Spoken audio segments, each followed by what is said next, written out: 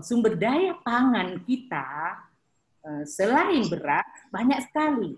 Ada sagu, ada jagung, ya, ada ubi, singkong. Gitu. Ini tidak pernah kita maksimalkan pemenuhan konsumsinya kepada masyarakat kita. Jadi masyarakat Indonesia, khususnya di Tapanuli Selatan, kalau saya perhatikan, merasa belum makan kalau belum makan nasi, Prof. Bu Eti. Jadi beras menjadi makanan favorit, makanan bergengsi lah gitu, bagi masyarakat kita. Padahal kalau kita mau mempelajari kualitas protein dan vitamin yang dikandung pada produk-produk pangan lain seperti jagung, sagu dan ubi, itu tidak kalah besar dan tinggi kadar protein dan gizinya. Jadi kalau kita mampu menggeser paradigma masyarakat yang hanya mengandalkan memakan beras sebagai makanan utama, maka barangkali tanaman pangan lokal akan menggeliat. Petani-petani lokal akan sungguh-sungguh gitu menanam ubi, menanam sagu, menanam jagung, karena mereka yakin tingginya permintaan terhadap pangan lokal itu. Jadi saya sangat yakin webinar nasional ini akan sangat dinamis, ya, akan sangat produktif untuk mendiskusikan beberapa hal yang sudah disiapkan oleh para narasumber, baik dari Prof. Suliansa dan Ibu Dr. Eti. Saya dengan senang, berbahagia, memberikan kesempatan yang luas kepada seluruh partisipan, terutama narasumber, untuk berbagi pengetahuan dan ilmu yang nanti tentu kita harapkan hasilnya ini akan sangat berguna bagi kami, terutama di Universitas Muhammadiyah Tapanuli Selatan, untuk dapat mendorong dan membantu menggeser mindset masyarakat lokal kita agar produk-produk pangan lokal ini bisa eksis di masyarakat kita. Karena saya tidak bisa mengikuti kegiatan ini sampai selesai karena akan mengikuti menguji skripsi di fakultas, saya nanti izin dari kegiatan ini, Prof. dan Bu Eti, serta kepada seluruh partisipan. Selamat melaksanakan webinar nasional, semoga menghasilkan beberapa poin-poin penting dalam penguatan swasembada pangan di tanah air.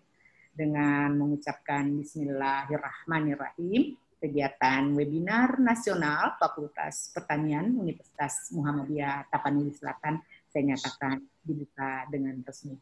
Kepada Allah saya mohon ampun, kepada kita semua saya memohon maaf atas hal-hal yang kurang baik selama berlangsungnya webinar ini.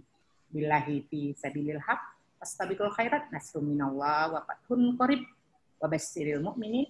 Wassalamualaikum warahmatullahi wabarakatuh. Waalaikumsalam. Terima kasih kepada Ibu Rektor telah membuka seminar kita pada pagi hari yang berbahagia ini. Bapak Ibu sekalian, barangkali selanjutnya kita akan masuk kepada materi seminar kita. Seperti kita ketahui bersama bahwa persoalan pangan ini adalah menjadi persoalan yang sangat penting. Kenapa? Karena akhir-akhir ini banyak problem-problem yang mengikuti persoalan pangan ini. PBB mengatakan bahwa 132 juta penduduk dunia itu akan mengalami krisis pangan, terutama sekali karena ketersediaan sumber pangan, kemudian accessibility, akses terhadap sumber-sumber pangan, apalagi sekarang ini diperburuk dengan kondisi pandemi COVID-19. Sementara itu pada persoalan lain juga, bahwa persoalan pangan ini juga meningkatnya harga pangan, kemudian yang kedua menurunnya keanekaragaman hayati, itu juga tentu menjadi persoalan-persoalan yang melingkupi di dalam krisis pangan ini. Untuk itu tentu ada solusi-solusi yang harus kita laksanakan. Misalnya yang pertama adalah mengurangi ketergantungan kita terhadap sumber pangan, terutama sekali beras. Yang kedua adalah tentu melakukan upaya-upaya untuk mendiversifikasi bahan-bahan pangan kita, terutama sekali tentu adalah bahan pangan lokal. Dari berbagai data kita lihat bahwa memaksimalisasi potensi sumber pangan lokal seperti ubi, gandum, jagung, sagu, dan lain-lain sebagainya itu kita lihat itu masih sangat rendah. Nah, tentu dalam konteks ini banyak sesungguhnya peluang-peluang yang bisa kita manfaatkan supaya potensi-potensi pangan lokal kita itu bisa dimaksimalkan dengan baik. Tentu dalam konteks ini nanti para narasumber akan menyampaikan bagaimana sesungguhnya persoalan pangan ini, lalu kemudian apa upaya-upaya yang bisa kita lakukan untuk memaksimalkan potensi pangan lokal kita. Untuk itu barangkali akan disampaikan oleh siapa duluan ini, barangkali Bu Eti yang menjadi narasumber kita yang pertama. Beliau adalah nama lengkap beliau Dr. Insinyur Eti Swasti MS. Beliau adalah Kepala Laboratorium Genetika dan Pemulihan Tanaman di Fakultas Pertanian Universitas Andalas. Beliau juga sangat konsen dalam melakukan penelitian terkait dengan varietas-varietas padi lokal.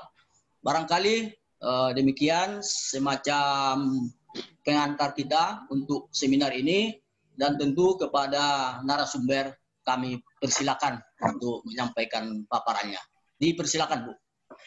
Ya, terima kasih Pak Moderator atas kesempatannya. Saya langsung share aja ya Pak. Ya, Bu. Oke. Ya.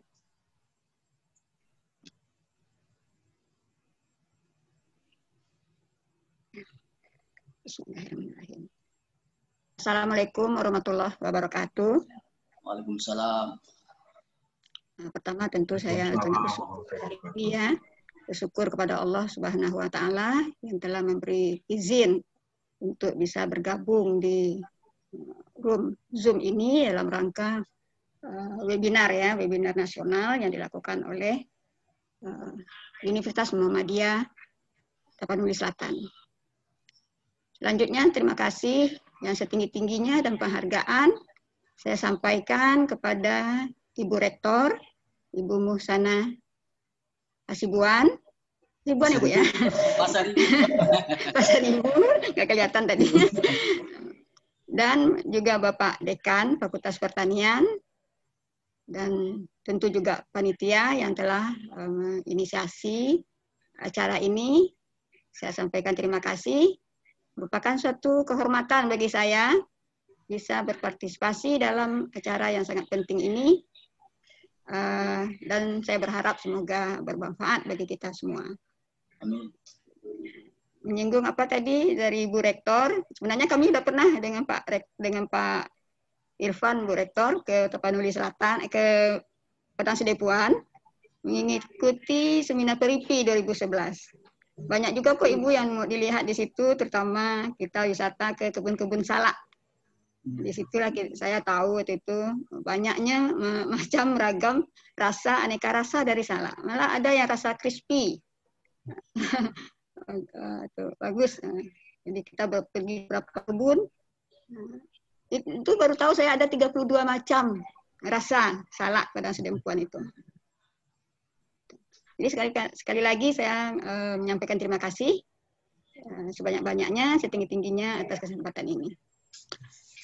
Sesuai dengan tema kita hari ini, yaitu akselerasi swasembada pangan melalui peningkatan potensi tanaman pangan lokal. Saya diberi judul eksplorasi dan potensi padi lokal dalam rangka percepatan swasembada pangan. Mungkin yang kita memang padi lokal walaupun berkontribusi besar dalam swasembada pangan, tapi nanti saya akan fokus ke beras merah karena statusnya masih sama dengan pangan lokal lainnya, belum merupakan makanan pokok. Biodata tadi sudah disampaikan oleh moderator. Ini ya, baik.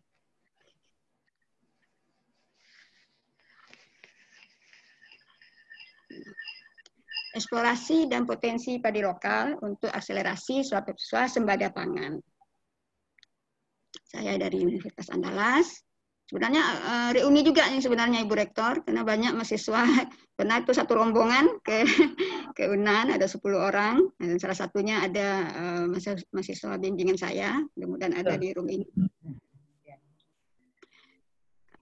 Baik. Bicara masalah pangan, yang merupakan kebutuhan dasar penduduk, ya.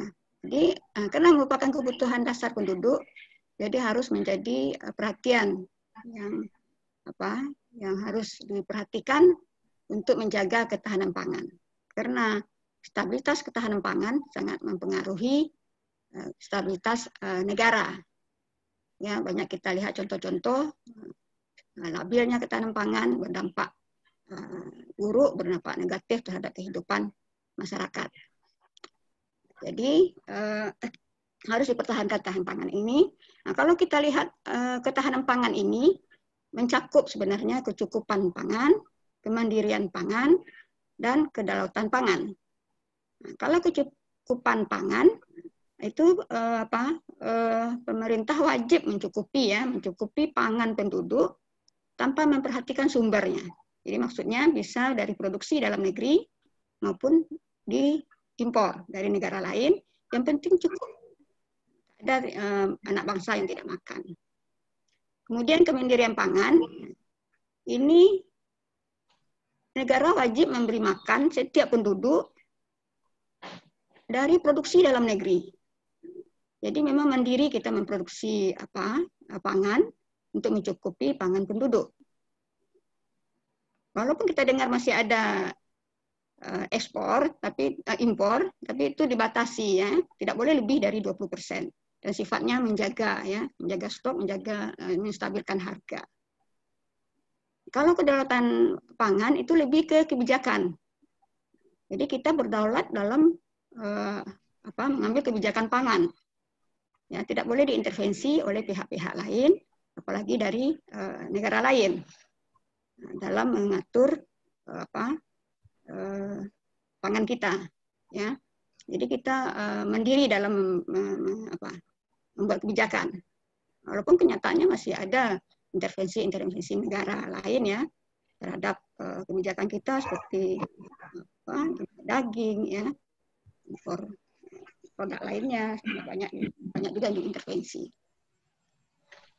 Di mana posisinya swasembada pangan, nah, tentu di kemandirian ini, ya, karena swasembada pangan seperti dikatakan oleh Bu Rektor tadi, kita sudah mengalaminya tahun 1984 tepatnya, khususnya beras, dan setiap periode kementerian selalu ada target-target swasembada lainnya, swasembada kedelai, swasembada susu, daging dan sebagainya.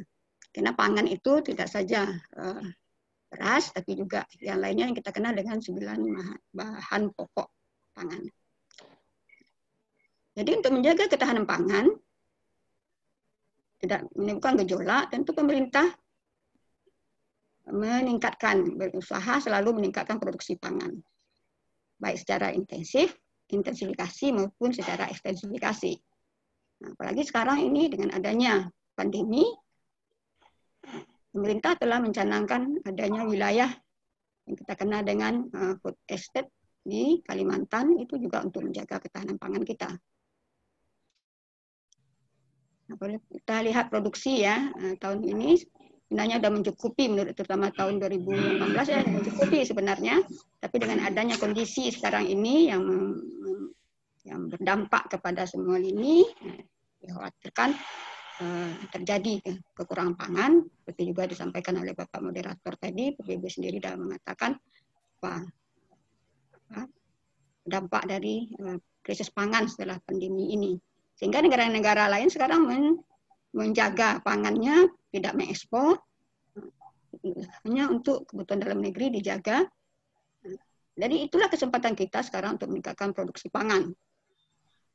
Nah, memang masalah pandemi ini membuat kita kesempatan peluang bagi kita sebenarnya untuk meningkatkan produksi dalam negeri. Nah, sesuai dengan temanya, bagaimana kita meningkatkan potensi ya pangan lokal ya dalam menunjang swasembada pangan. Di sini pangan lokal seperti yang saya kemukakan tadi, padi merah, nah itu karena belum merupakan makanan pokok, masih berstatus diversifikasi sampai saat ini, karena baru sebagian kecil yang menggunakan sebagai makanan pokok. Jadi statusnya masih sama dengan pangan lokal lainnya seperti sorghum, apalagi itu ubi-ubian tadi, singkong, tales, ubi jalar, iles-iles, dan banyak lagi jenis-jenis dari ubi-ubi ya untuk dijadikan pangan lokal. Dengan adanya COVID-19 ini itu justru membuka peluang untuk meningkatkan produksi pangan lokal. Ya, karena banyak kandungannya yang bisa untuk dijadikan makanan fungsional untuk menjaga kesehatan dalam kondisi ini pada saat ini. Jadi nanti saya akan fokus ke padi merah. Nah, kalau kita lihat proses produksi untuk menghasilkan produk primer ini, banyak faktor-faktor yang mempengaruhi ya, baik edapik, iklim, ya, biotik, dan teknik budidaya itu sendiri, dan terpenting jenis tanamannya, apakah itu varietasnya, pemurnian benihnya, ya, penangkar benih, kemudian benih unggul, jumlah benih, itu akan terus bagaimana membudidayakannya, unggul-unggulnya ini apa benih yang kita peroleh. Kalau tanpa diiringi oleh teknik budidaya yang bagus, tentu akan produknya juga akan tidak bagus. Nah, dan energi budidaya itu sinar matahari diperlukan dalam proses produksi ini. Jadi dari faktor-faktor ini bisa kita lihat fungsi dari produksi ini merupakan fungsi dari genetik, lingkungan, fisiologi tanaman, dan teknologi. Nah, kalau kita sebenarnya genetik, fisiologi itu kan masih termasuk dalam genetik ya, karena tanaman itu sendiri. Jadi kalau kita lihat genetik sendiri atau tanaman itu sendiri merupakan resultante dari genetiknya, lingkungannya, dan interaksi dari genetik dan lingkungan. Jadi dengan demikian, peningkatan potensi padi lokal ya bisa dilihat dilalui dari dua pendekatan, lingkungan tadi, mungkin memperbaiki lingkungan, memperbaiki teknik budidaya, ya, memperbaiki lahan-lahan marginal, sehingga cocok produksi tanaman. Secara genetik, potensi genetiknya yang kita perbaiki, bagaimana meningkatkan daya hasilnya, ya, meningkatkan mutunya, atau ada kelemahan-kelemahan sifatnya, bagaimana kita memperbaikinya. Itu semua tentu dalam program pemulihan tanaman. Nah, kalau bicara kita untuk pemulihan tanaman, tentu perlu keragaman genetik. Karena pemulihan tanaman itu sendiri adalah merakit keragaman genetik. Salah satu sumber dari keragaman genetik ini adalah melalui kegiatan eksplorasi. Ya, itu mencari, mengumpulkan, mengoleksi ya, sebagai plasma nufah yang ada, dan kita koleksi. Lalu kita karakterisasi. Dari karakterisasi bisa kita ketahui keunggulan, kelemahan dari sifat-sifat yang dimiliki, sehingga bisa kita menentukan arah ke depannya dalam perbaikannya atau dalam peningkatan potensinya. Dan semuanya itu harus dimanfaatkan. Jadi kalau kita hanya eksplorasi, berhenti, tidak ada nilainya. Kita koleksi, juga akan belum bernilai. Kita karakterisasi juga begitu.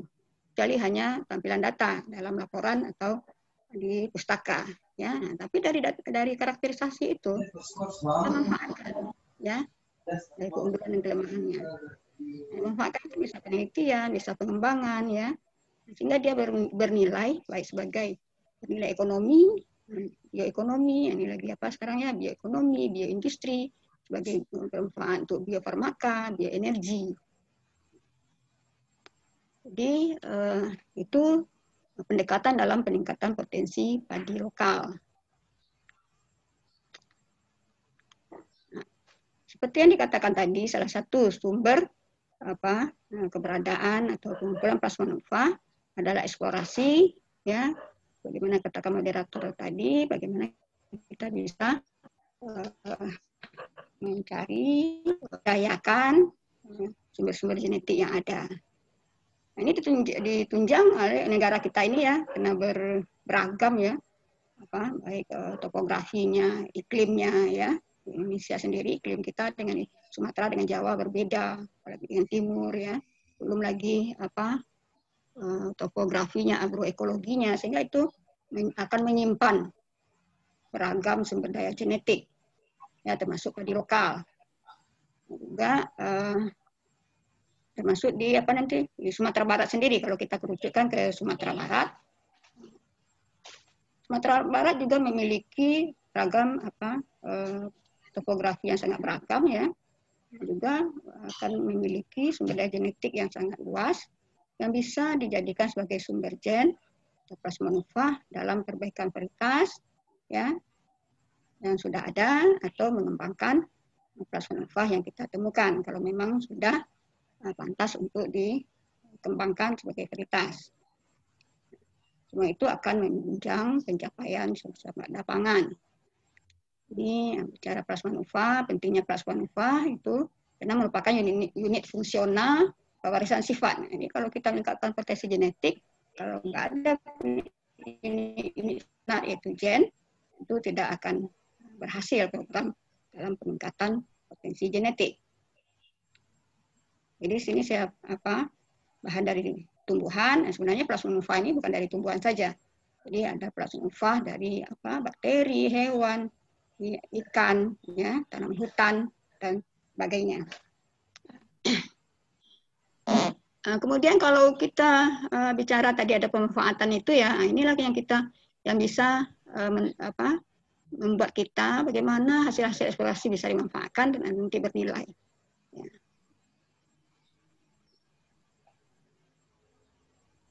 Jadi sudah saya bukakan secara singkat. Jadi kalau di karakterisasi morfologi molekuler ya nanti dievaluasi. Kalau dari hasil evaluasi ini udah ada yang bagus dan hasilnya bagus, itu bisa kita kembangkan langsung sebagai varietas ya dengan melalui jalan pemutihan ya. Tapi kalau ada kelemahan-kelemahan, baru kita masuk ke program perbaikan genetiknya.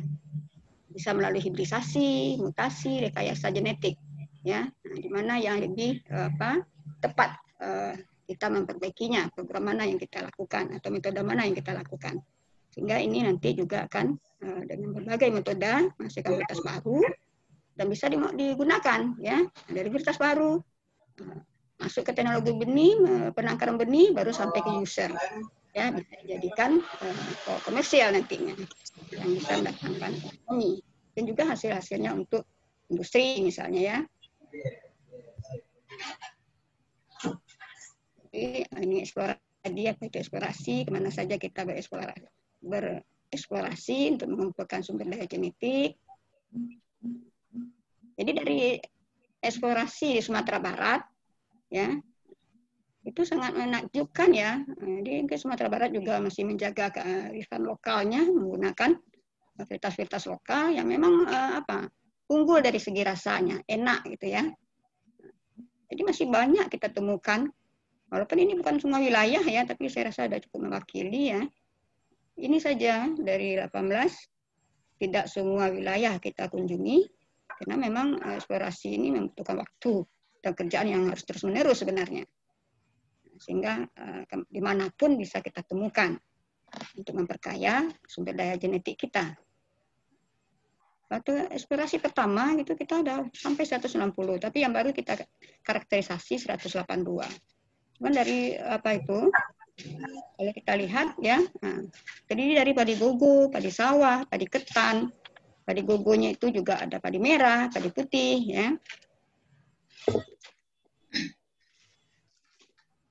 Lalu yang setelah kita koleksi, kita tentu harus identifikasi, yaitu mengkarakterisasi sifat-sifat yang ada pada plasma nova yang kita gunakan, baik secara morfologi, secara sitologi, ya, dan secara molekuler.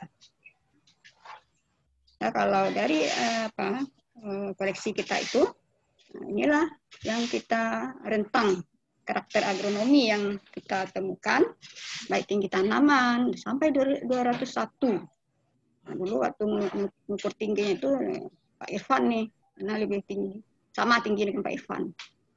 Jadi ya, penelitinya dulu juga ada dari Bu, mahasiswa S1 saya dari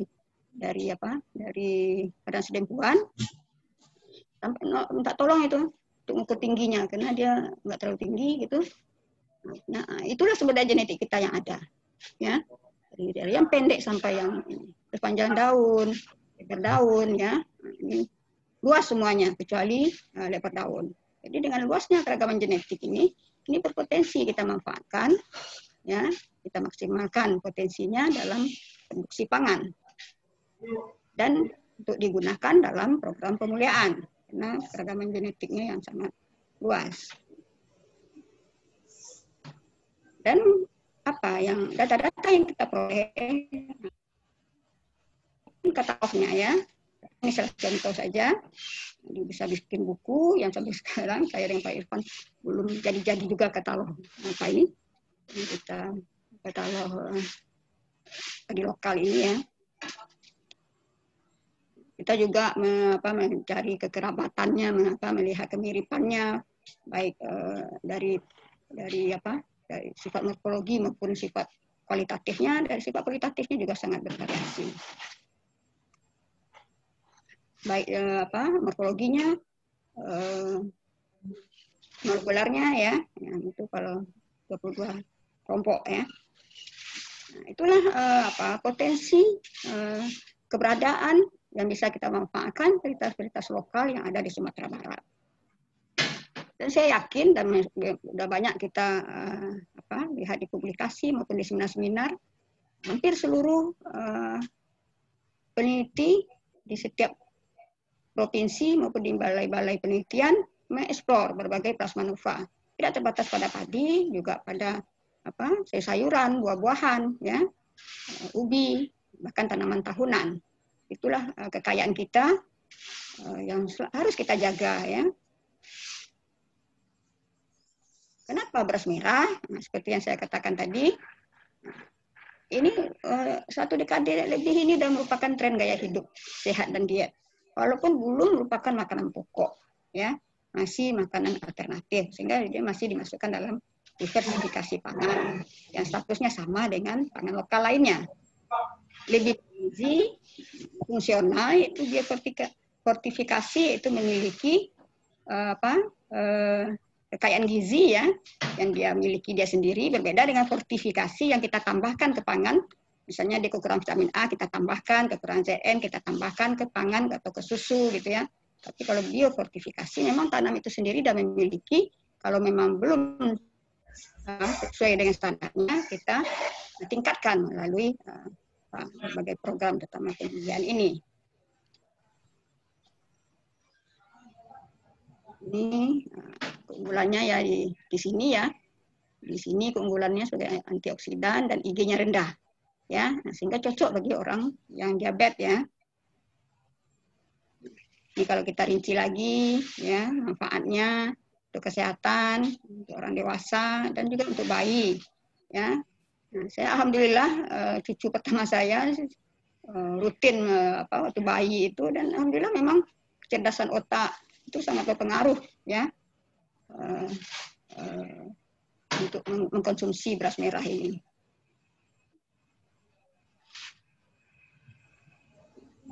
Jadi sangat penting mengembangkan tanaman pangan lokal ini, ya. Nah, cuman ada kendala-kendalanya, ya, mungkin ketersediaan yang di pasaran masih terbatas, ya, sehingga harganya mahal, ya. Kesadaran pentingnya kesehatan masih kurang pada sebagian masyarakat yang yang udah banyak mengkonsumsi itu, ya, di perkotaan, ya. Jadi varietas unggul padi merah sangat terbatas, yang ada Yang udah lama dilepas itu Bah Butong, Aek Subornya. Kalau Impari 24 itu 2012. Pamera ini baru ini, Pamera, Pamelan, Jalite itu tahun 2019 itu dilepas. Ada lagi Impago, ya itu Impago 7, Impara 7 yang dilepas oleh Kementan, yang dihasilkan oleh BB Padi. Ya. Nah, sehingga memberi peluang bagi kita juga untuk meningkatkan potensi padi lokal. Ya, melalui pemulihan tanaman. Jadi kalau kita lihat baca batasannya suatu seni, ilmu, dan metode atau teknologi yang secara sistematis merakit keragaman genetik menjadi suatu tanaman yang lebih baik dari sebelumnya dan bermanfaat bagi kehidupan. Nah, ini jadi seni, ilmu, teknologi, keragaman genetik bermanfaat. Nah, itu kata kuncinya. Ya. Nah, ini sebenarnya batasan ini sesuai dengan perkembangan pemulihan itu sendiri. Ya. Jadi pemulihan ini mulainya peradaban pertanian. Dari mulai pertanian berpindah-pindah, nah itu orang baru mengenal seni. Ya, memilih tanaman, kejeliannya saja. Memilih yang enak, yang bagus, yang mudah dimasak misalnya. Seni saja dan memilih fenotipnya. Itu dikatakan pemulihan tanaman 1.0 ya. Paling tua era 0. Nah, kemudian berkembangnya ilmu, nah itu mulai petani menetap, orang mulai nanam dan mulai melakukan persilangan dalam melakukan memperbaiki potensinya. Nah, itulah mulai hibridisasi. Ya.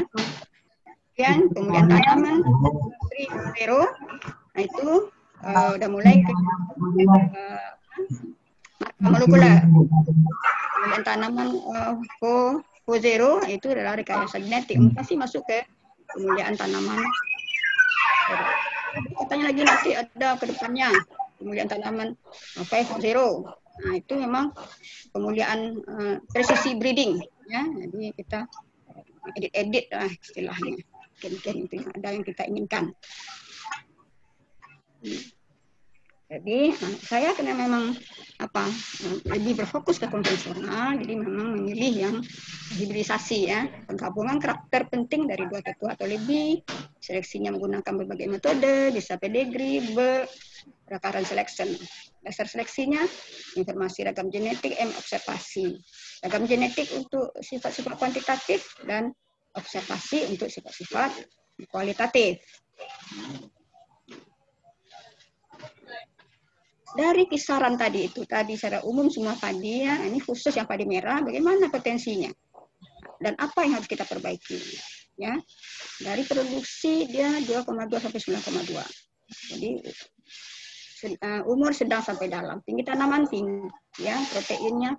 Jadi dia kelemahannya itu memang di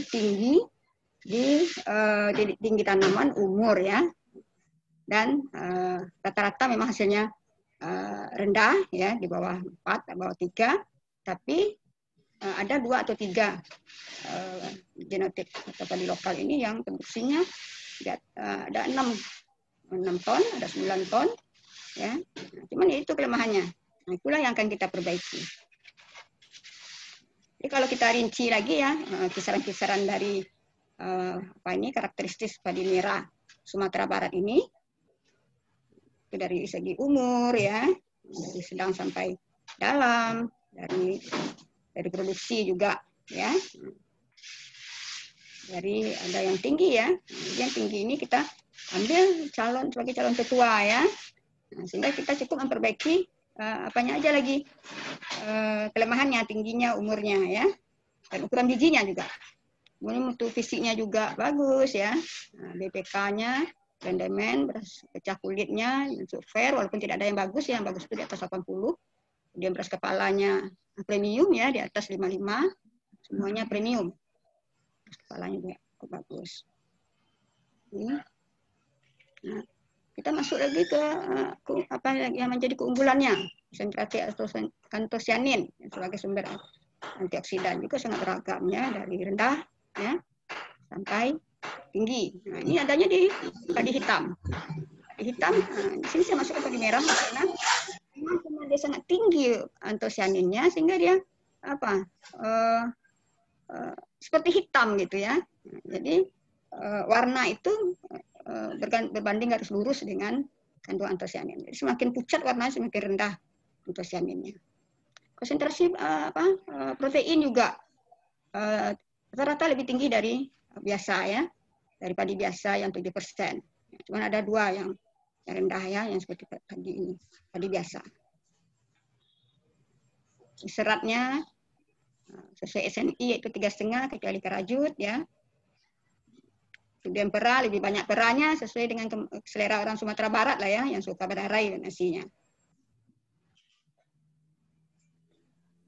Kemudian juga tahan ya, biotik, ini biotik terhadap lereng hijau ya. Kemudian juga tahan terhadap penyakit terutama BLAS, ras 033, dia bervariasi juga, ada yang tahan ras 33, ada yang tahan ras 123. Nah inilah keunggulan-keunggulannya itulah dan kelemahannya itulah kita perbaiki dari padi lokal. Dan sumbernya tentu dari padi-padi yang tadi kita ingin memperbaiki umur tinggi tanaman ya. Tentu sumbernya dari varietas unggul yang memang sudah genjah gitu ya. Sehingga kita akan memperoleh umur yang genjah, tinggi tanam ideal, ukuran bijinya relatif besar sama dengan Fatmawati, ini sama dengan Fatmawati ya. Kemudian warna berasnya tetap seperti padi lokal, merah. I-nya tetap seperti ini dan IJ-nya rendah. Ya.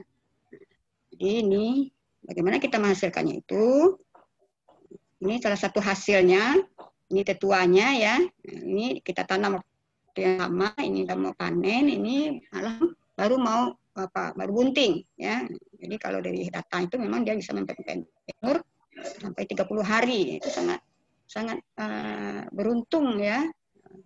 Dalam produksi pangan kita hemat 30 hari, hemat air, hemat pupuk, hemat pengendalian hama. Nah, jadi kalau kita lihat ke belakang, inilah prosesnya mencapai itu. Ya. Kemudian apa hasilnya? Jadi ada beberapa galur yang kita dapat peroleh sesuai dengan yang kita inginkan, berumur pendek, ya, tanaman yang rendah sehingga tidak yang ideal lah ya. Nah, kalau terlalu rendah tanaman kan juga nggak bagus, nggak cukup nanti biomasanya untuk menghasilkan. Yang ideal lah tingginya. Ini dari persilang kombinasi pertama.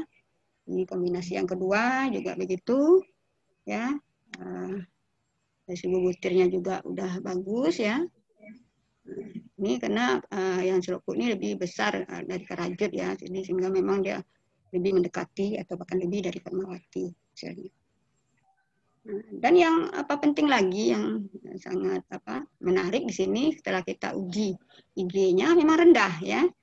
Jadi yang kalau udah 55 ini walaupun mendekati tinggi ya, batasnya kan 55 ya, beberapa galur yang kita uji rendah apanya IG-nya. Jadi sangat cocok untuk kesehatan, cocok untuk pangan sehat dibandingkan dengan beras putih yang IG-nya tinggi ya. Kalau kita lihat apa itu, jadi kalau IG yang rendah itu ya menjadi lama dia jadi glukosa itu ini kalau tinggi itu ya cepat. Ini sangat cocok bagi orang yang diabetes. Jadi itulah hasil yang telah dicapai dalam proses inovasi varietas unggul, memperpendek umur ya, sehingga bisa yang tadinya sekali tanam dalam setahun bisa bahkan 3 kali. Dalam hasil kita ini ada yang sampai super genjah ya, yang seperti yang tadi. Ini super genjah ini ya. Nah, tapi ini kelemahannya disenangi tikus ya, disenangi tikus. Kita tanam 7 ini cuma ini aja dimakan tikus, yang lainnya tidak. Ya. Nah, dan satu lagi agak rentan rebah. Nah, dari segi tinggi kan juga tinggi ya, ini tingginya nih termasuk apa ya? Termasuk malainya. Nah, jadi itulah saya sampaikan pengalaman saya, kegiatan saya di share di sini. Kami ya, kami tim juga mahasiswa yang sangat membantu dalam membantu penelitian-penelitian, termasuk mahasiswa, masuk dosen dari Universitas Muhammadiyah, Tapsel, yang melakukan penelitian uji lanjut di sini ya, yang belum saya akomodasi di laporan ini, di 2 lokasi di Tapanuli Selatan ini, ya, Bu Sem ya, Samsinar untuk penelitian tesisnya yang dilakukan di Tapanuli Selatan. Mungkin pada kesempatan lain nanti kita akan men-share daya hasil yang dari yang kita gunakan, karena tidak semua galur-galur yang terpilih di awal itu yang maka dikatakan galur harapan ya, kadang-kadang ada yang tidak mencapai harapan nanti. Apalagi nanti lagi di uji mutu lokasi ya, dia itu bisa tidak cocok untuk semua lingkungan atau bisa cocok satu lingkungan, dan syukur-syukur cocok untuk semua lingkungan sehingga bersifat general ya, itu ada bersifat spesifik. Dan kita juga udah uji ke Padi Gogo ya, ke Gogo juga karena induknya memang Gogo. Mungkin pada kesempatan lain kita akan sampaikan, tadi baru IG ya, kita sampaikan juga nanti bagaimana protein di turunannya, bagaimana antosianin pada turunannya, walaupun secara gamblang saya katakan antosianinnya memang agak menurun di turunannya. Mungkin ada lagi nanti gimana caranya kita meningkatkan antosianinnya. Tapi kalau protein itu, jadi itulah kita sudah berhasil mengoleksi ya, mengkarakterisasi padi-padi lokal yang ada di Sumatera Barat ya. Mahasiswa-mahasiswa yang terlibat dalam penelitian ini juga sudah membagikan tesis skripsinya ke Pemda, dan Pemda juga sudah banyak memutihkan varietas lokal ini ya, dan setiap daerah memajukannya itu. Kalau tidak salah sampai ada 11 varietas yang diputihkan ya, di lokal ini. Kemudian karakterisasi ya, bisa dimanfaatkan, berpotensi ya, dimanfaatkan baik untuk dikembangkan langsung maupun masuk ke program pemuliaan. Kemudian pemuliaan tanaman dan teknik hibridisasi telah berhasil memperpendek umur dan tinggi tanaman padi merah lokal melalui seleksi pedigree dengan tetap mempertahankan keunggulannya, terutama kandungan nutrisinya. Kemudian peningkatan potensi genetik padi merah lokal dapat mendorong tercapainya swasembada karena diperolehnya galur-galur berumur genja untuk mendukung IP300, bahkan kita juga telah memperoleh galur super genja yang bisa mungkin 4 kali tanamnya, kan ada tadi umur yang 93 umurnya 3 bulan ya, dan tinggi tanaman yang ideal sehingga tidak mudah rebah. Itulah yang mendukung meningkatnya produksi. Barangkali itu yang bisa saya share pada hari ini, semoga bermanfaat. Dan kalau ada nanti diskusi, kita diskusikan. Terima kasih Pak Moderator. Ya, Bu. Terima kasih. Assalamualaikum warahmatullahi wabarakatuh. Assalamualaikum warahmatullahi wabarakatuh. Terima kasih pada Bu Eti yang sudah memaparkan bahan diskusi kita pada kesempatan ini. Bagi Bapak Ibu yang ingin menyampaikan pertanyaan, boleh juga nanti melalui room chat, karena barangkali kita akan lanjutkan untuk narasumber selanjutnya, yaitu Bapak Profesor Dr. Irfan Suliansah, MS. Beliau adalah Guru Besar Fakultas Pertanian Universitas Andalas, Padang, yang juga Bapak ini juga adalah Ketua Program Studi Doktor Ilmu Pertanian di UNAN. Barangkali akan langsung kami serahkan kepada Pak Top untuk menyampaikan materinya. Dipersilakan Pak. Terima kasih Pak Moderator. Bisa terdengar suara saya? Bisa Pak, bisa Pak. Baik. Assalamualaikum warahmatullahi wabarakatuh. Waalaikumsalam. Ibu Rektor mungkin sudah meninggalkan, terus Bapak Dekan Fakultas Pertanian, pimpinan universitas, pimpinan fakultas, pimpinan prodi, kemudian yang terhormat juga Bapak Ibu peserta webinar, saya lihat mungkin sudah ada di seluruh Indonesia. Syukur puji syukur kita panjatkan kehadirat Allah pada pagi hari ini kita bisa berkumpul kembali untuk mengikuti webinar. Saya merasa mendapatkan kehormatan diundang kembali oleh Fakultas Pertanian Universitas Muhammadiyah Tapanuli Selatan. Saya ingat bulan April tahun lalu juga saya diundang untuk memberi kuliah umum, tetapi tidak secara daring. Saya langsung datang ke Tapanuli Selatan sana. Baik, saya coba untuk sharing masih belum bisa. Bisa panitia kirimkan nggak yang di share yang bahan yang saya tadi kirimkan? Saya nggak tahu dari tadi pagi ini baru bisa. Tadi pagi bermasalah laptopnya, sekarang untuk sharing pun tidak bisa ternyata. Ya, sudah bisa. Udah Pak. Sudah, tolong di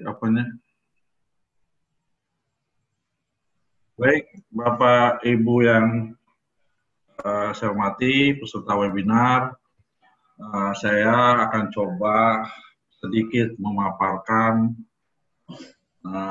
tanaman sagu. Saya kasih judul sagu tanaman pangan yang terlupakan karena memang akhir-akhir ini sagu sudah mulai dilupakan. Oke, next. Kita tahu bahwa Indonesia itu merupakan negara yang kaya akan biodiversitas.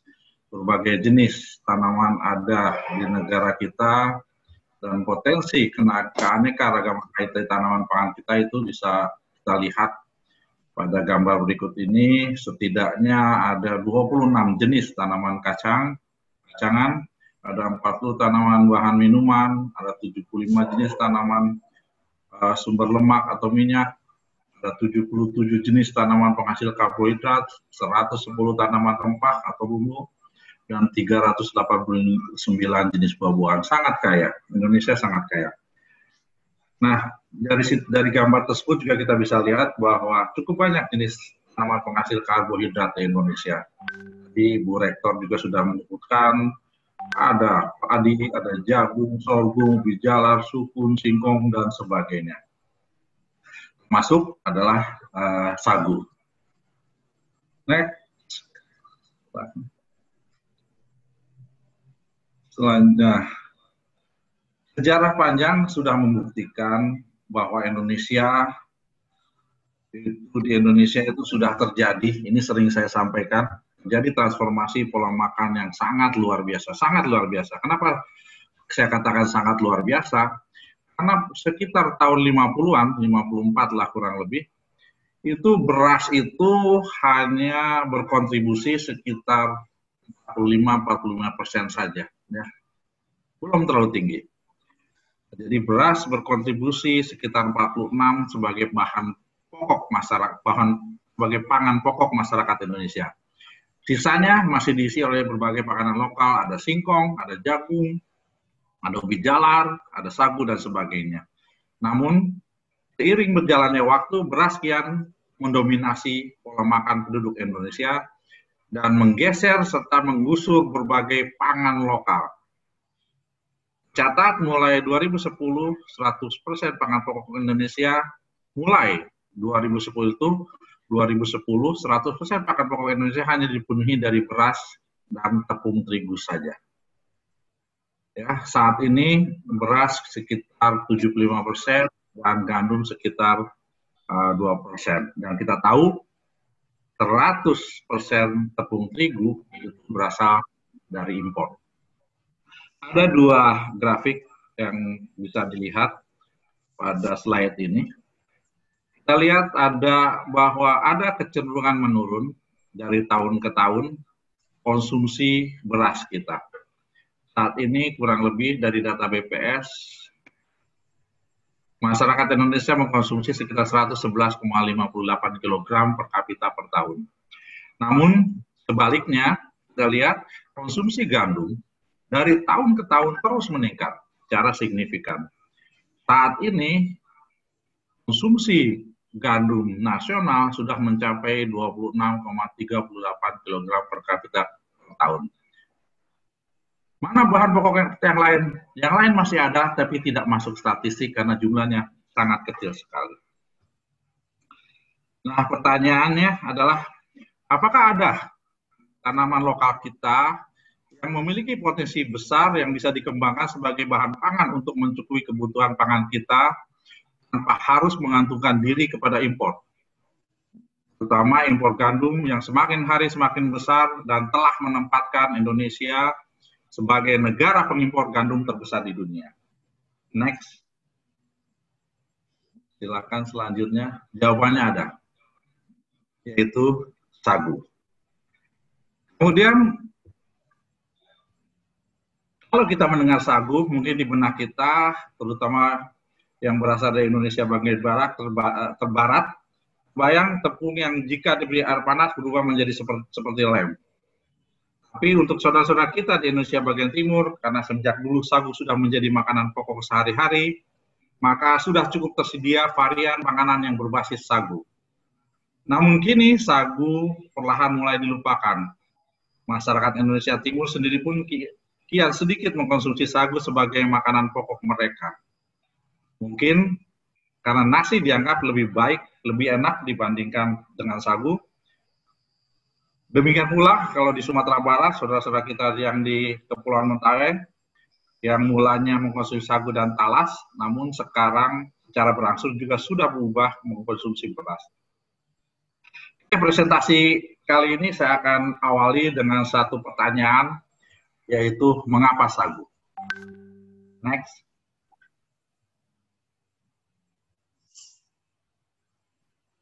Untuk menjawab pertanyaan ini, saya hanya akan memaparkan 6 opsi jawabannya.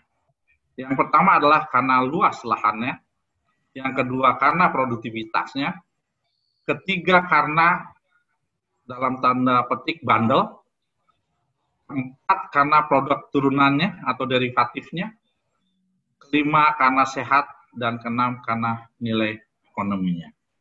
Next, Bapak Ibu peserta webinar yang saya hormati, pada gambar ini dapat dilihat bahwa ada beberapa spesies sagu atau metrosilon di dunia, namun spesies metrosilon sagu hanya ada di Indonesia dan sebagian kecil di Papua New Guinea.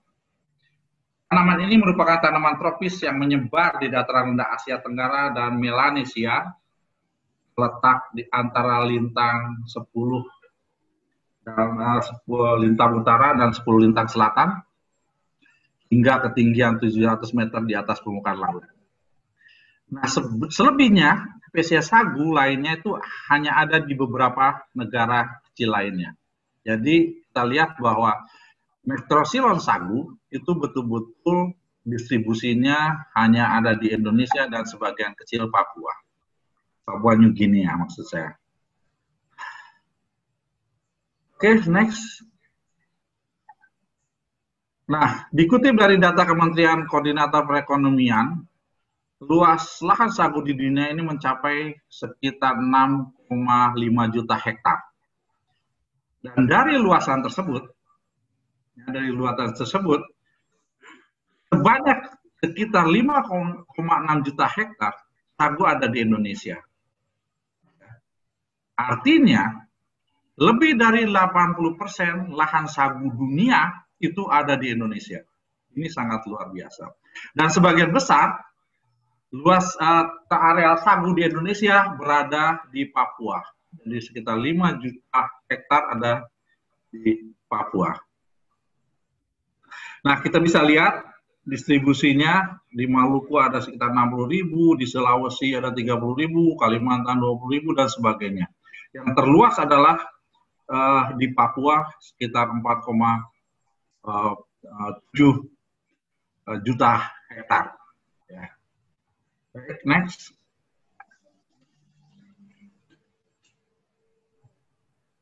Selanjutnya silakan.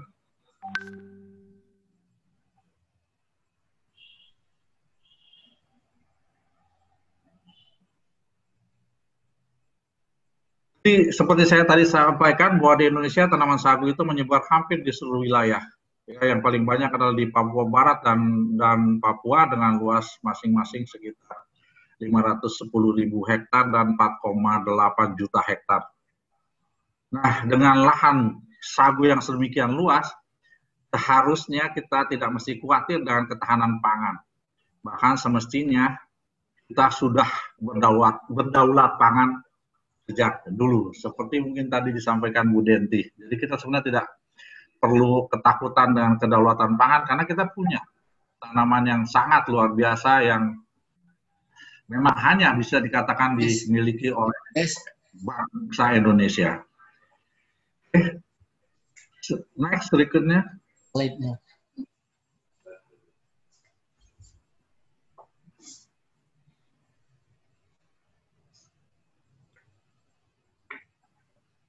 Potensi lain yang mendukung keunggulan sagu itu karena sagu mengandung karbohidrat yang sangat tinggi. Dengan kandungan pati kering bisa mencapai 200 sampai 400 kg per pohon. Dan jika kita lakukan pemanenan dalam 1 hektar itu bisa menghasilkan kurang lebih 20 sampai 40 ton pati hektar per tahun. Ini bisa menunjukkan bahwa sagu itu lebih unggul daripada padi untuk memberi makan dunia. Sagu di dalam 1 hektar bisa menghasilkan 20 sampai 40 ton pati. Jika dijumlahkan dengan luas area sagu 5 juta hektar itu akan menghasilkan kurang lebih 100 sampai 200 juta ton. Padi untuk memperoleh tersebut butuh 12 juta hektar untuk menghasilkan 30 juta ton. Sedangkan sagu untuk menghasilkan 30 juta ton pati hanya butuh 1 juta hektar. Artinya apa? Artinya kebun sagu dengan luasan 1 juta hektar bisa memberi makan 200 jiwa. Dan jika dalam 5 juta hektar, sagu bisa memberi makan 1 miliar jiwa. Ini berarti bahwa sagu bisa memenuhi kebutuhan orang kelaparan di dunia yang hampir berjumlah 1 miliar. Seperti yang dilaporkan oleh FAO. Nampaknya moderator banyak yang protes, itunya nggak jelas. Iya Pak, iya Pak. Udah Pak, sedang di... Iya Pak. Saya kirim dalam bentuk PDF, seharusnya bisa jelas.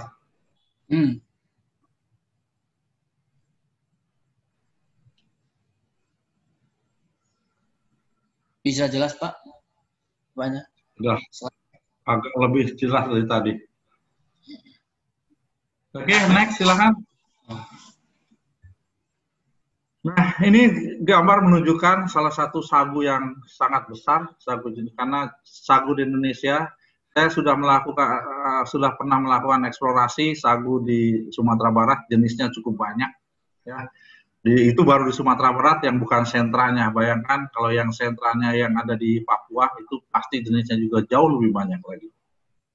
Nah, salah satu jenis sagu itu ada dari berukuran kecil sampai yang sangat besar. Ini saya ambil gambar sagu jenis para. Ini yang bisa memproduksi pati hampir 1 ton per pohon. Bayangkan saja, tangkai daunnya saja hampir sebesar orang. Ini pohonnya sangat besar sekali, ya. Jadi produksi artinya apa? Artinya yang saya sampaikan di sini adalah produksi sagu itu bisa bervariasi bergantung dari kultivar atau bergantung dari jenis sagu yang ditanamnya. Beberapa peneliti menyatakan ada yang hanya 100 kg per pohon, ada yang menyatakan 300 sampai ada yang hampir 1 ton. Yaitu sagu jenis para ini. Next. Nah, ini adalah gambaran yang menunjukkan produksi pati dibandingkan tanaman pertanian lainnya. Ya, kalau kita ambil perbandingan antara padi dengan sagu, ujung dengan ujung kiri dan ujung kanan, ini sagu ini produktivitasnya bisa dikatakan 8 kali lipat daripada produktivitas padi. Ya. Nah, pada tahun 2030, jumlah penduduk Indonesia akan mencapai sekitar 300 jiwa. Kalau rata-rata konsumsi berasnya 124 kg per kapita per tahun, maka Indonesia diperkirakan memerlukan sekitar 37,2 juta ton beras untuk dikonsumsi. Ini setara dengan 15 juta hektar lahan padi. Nah, bayangkan kalau kita bandingkan dengan sagu itu hanya kita butuh sekitar 1,2 juta ton untuk memproduksi jumlah yang sama. Ya. Namun sayangnya sampai saat ini lahan sagu yang dimanfaatkan itu baru sekitar 1% saja, dan dengan produksi 5% dari potensi sagu secara nasional. Negara kita masih banyak mengimpor tepung terigu. Ya, sampai saat ini sudah 12,5 juta ton tepung terigu yang kita impor tiap tahun. Saya berandai-andai kalau substitusi tepung terigu itu bisa diganti dengan tepung lokal sebesar 10% saja, maka hematannya itu akan sangat luar biasa. Bisa sampai 2,4 triliun per tahun. Kalau sampai 20%, kita bisa menghemat 4,8 triliun per tahun. Ini jumlah yang sangat luar biasa. Ya. Seharusnya pemerintah sudah mulai concern ke arah tersebut. Oke, next. Sudah 2, jawaban berikutnya adalah kita lihat produksi sagu di Indonesia, luasannya itu masih didominasi oleh Papua, kita lihat. Tapi kalau dari produksi sagu, itu yang paling besar adalah dari Provinsi Riau. Di tahun 2020 ini statistiknya menunjukkan produksinya 374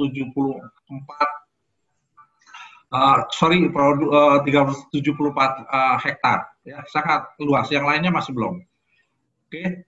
Kemudian potensi yang terbesar Papua bahkan hanya sedikit 67 saja. Ya. Ini sangat sayang sekali. Oke, next. Berikutnya silakan.